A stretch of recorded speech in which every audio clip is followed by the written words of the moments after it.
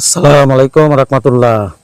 সত্য সত্যই বলবেন, আর যেটা মিথ্যা সেটা মিথ্যাই থেকে যাবে। এজন্য সত্যটা বলতেই হবে। আজকে আমরা অনেকেই সত্য জানার পরেও সত্যটাকে মিথ্যা চেষ্টা করতেছে এবং ঢাকা দেওয়ার চেষ্টা করতেছে। যেমন মরহুম জাতীয় পার্টির চেয়ারম্যান হুসেইন মোহাম্মদ এরশাদ দেশের জন্য যে ভালো কাজগুলি করে গেছে আজ পর্যন্ত বলাবল আছে। যতদিন বাংলাদেশ থাকবে, এই দুনিয়া থাকবে, বলাবল থাকবে।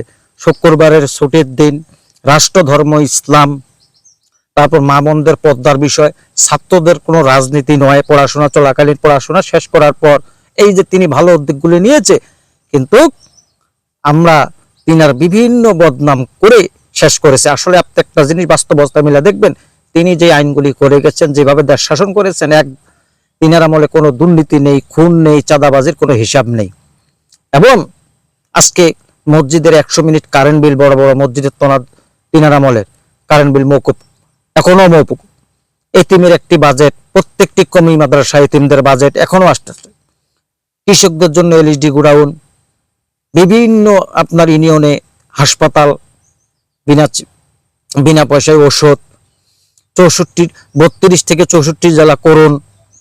ঠিক আছে, এই জন্য আসলে তিনি যে কাজগুলি দেশের জন্য করে গেছেন, আসলে আমাদের দেশে স্বাধীনের পরে গভীর ষড়যন্ত্র হচ্ছে এটাই, যে এই দেশে যেন সহজে কোনো বুদ্ধিমান এবং পুরুষ সরকার ক্ষমতায় না আসুক।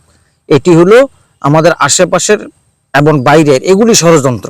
দেশের ষড়যন্ত্র আছে টাকা দিয়ে, বাইরের ষড়যন্ত্র সবচেয়ে বেশি। ঠিক আছে, বাইরের ষড়যন্ত্রটা হলো বেশি। এজন্য যেটা ভালো যেই করুক না কেন, যেই নেত্রী যে সরকারের যেটা ভালো দেশের জন্য করেছে, ভালোটা ভালোই বলতে হবে, সেটা কখনো মুছে ফেলা যাবে না ভাই। ভালোটা ভালোই বলতে হবে। ঠিক আছে, আর আমরাও দোয়া করি আল্লাহ পাক যিনারা দুনিয়া থেকে দুনিয়ায় ভালো কাজ করে চলে গেছেন, যে নেতারা, আল্লাহ পাক তিনাদেরকে দুনিয়ার সকল হিসাব মাফ করে জান্নাতবাসী করুক। সকলে ভালো থাকবেন। আসসালামু আলাইকুম।